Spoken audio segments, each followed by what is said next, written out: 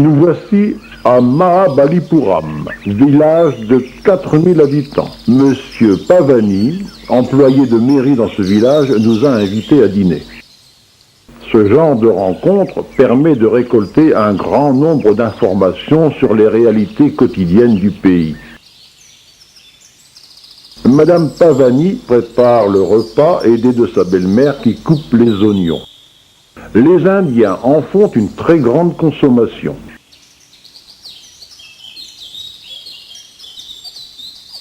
Outre la cuisine, leur habitation comprend un séjour de 3 mètres sur 4 et une chambre avec un seul lit. Cela signifie que 3 personnes couchent à même le sol sur des nattes. Il n'y a pratiquement pas de mobilier. La pièce la plus grande est réservée au culte. Notre hôtesse a absolument voulu faire essayer son nouveau sari à mon épouse. Cette famille comprend 5 personnes, dont un garçon à la maison, une fille en pension dans une école privée et la grand-mère. Les familles de même caste viennent prier ensemble dans cette chapelle de quartier sous la conduite de leur gourou. Mais ici aussi, en dépit du lieu, les femmes se montrent bien frivoles. Le repas fut excellent, mais surprenant. Nous pouvons avoir des relations sociales avec des hindous, ils vous servent, mais restent debout, car jamais ils ne partagent la table avec des invités de castes différentes de la leur. Depuis des temps immémoriaux, Mahabalipuram est réputé pour ses sculpteurs, dont les œuvres principales ont été taillées entre le 5e et le 8e siècle. À cette époque, les marins avaient pour point de repère cet ancien phare sur la plateforme duquel un feu était allumé la nuit. Cette fresque grandiose de 27 mètres de long, 9 mètres de haut, est appelée la descente du Gange. Elle illustre la légende du fleuve qui s'écoule sur la terre aride au travers de la chevelure du dieu Shiva afin d'en modérer le débit. Le yogi implore Shiva pour qu'il fasse descendre l'eau sur la terre.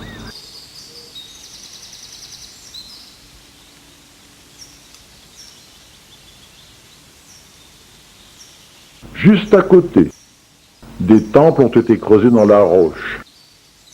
On en dénombre 8.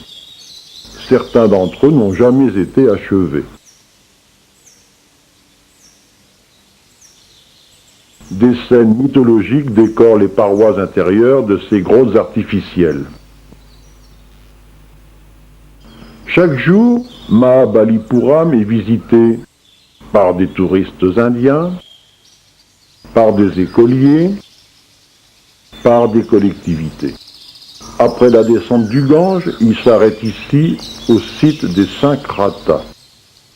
Ces 5 sculptures monolithiques ont été taillées en forme de chariots de procession. Il ne leur manque que les roues.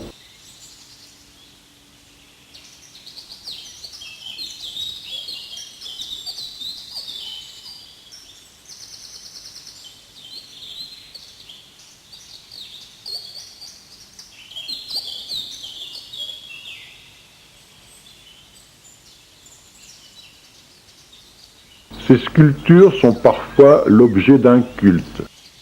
Ainsi, ces femmes tournent autour de la trompe de l'éléphant, comme si elle était le vénérable pilier d'un temple.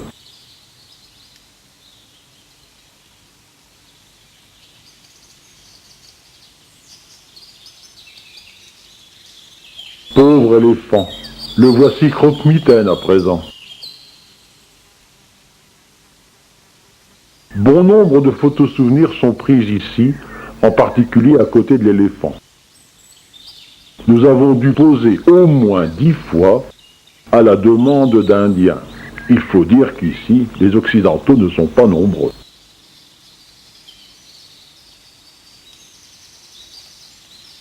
Mahabalipuram est surtout connu par son temple du rivage qui date de l'an 700.